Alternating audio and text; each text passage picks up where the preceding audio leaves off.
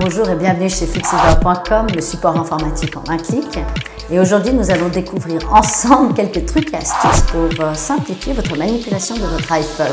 Vous êtes prêts, on y va? 3, 2, 1...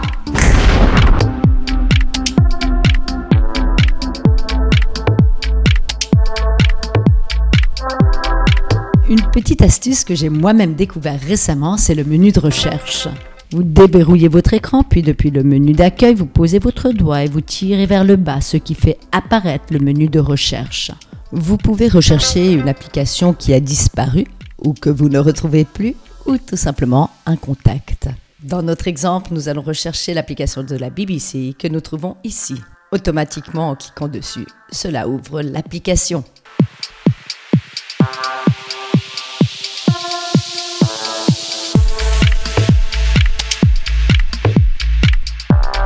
Un autre raccourci précieux, c'est le centre de contrôle qui permet un accès immédiat à des commandes utiles.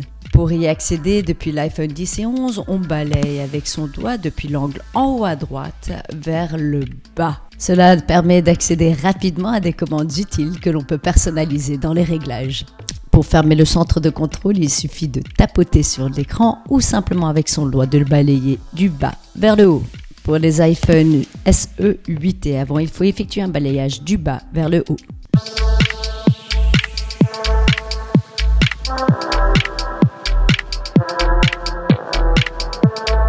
Très rapidement, on a de nombreuses applications ouvertes simultanément, ce qui consomme énormément d'énergie du téléphone.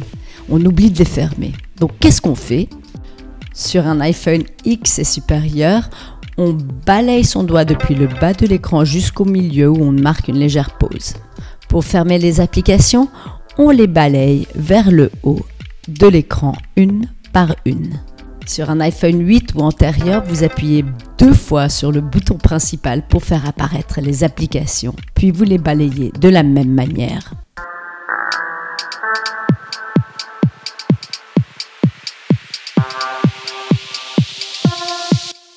Une autre manipulation extrêmement utile, c'est la capture d'écran.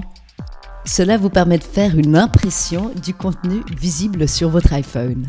Nous allons faire l'exemple avec une image dans Twitter. Prenons par exemple cette image. Mais cela pourrait tout à fait être une capture d'écran de message, d'un contact, d'un lieu géographique ou encore la une d'un journal.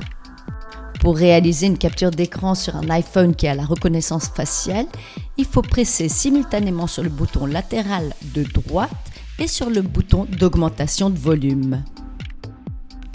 Pour les iPhones qui ont la reconnaissance digitale, il faut presser simultanément sur le bouton latéral de droite et sur le bouton principal. En cliquant sur l'icône avec la flèche qui monte, vous pouvez décider soit d'envoyer cette photo à l'un de vos contacts, soit de l'enregistrer dans vos images ou dans vos fichiers, soit encore de l'imprimer, de l'effacer ou simplement de le modifier. Nous avons pu voir ensemble ces quelques manipulations qui sont quand même ultra faciles et ultra pratiques. J'espère qu'elles vous ont plu. Et si ça vous a plu, s'il vous plaît, suivez-nous sur YouTube, likez-nous. N'hésitez pas à mettre vos commentaires, partagez avec des amis. Et surtout, si vous avez le moindre problème informatique, n'hésitez pas. Fixiver.com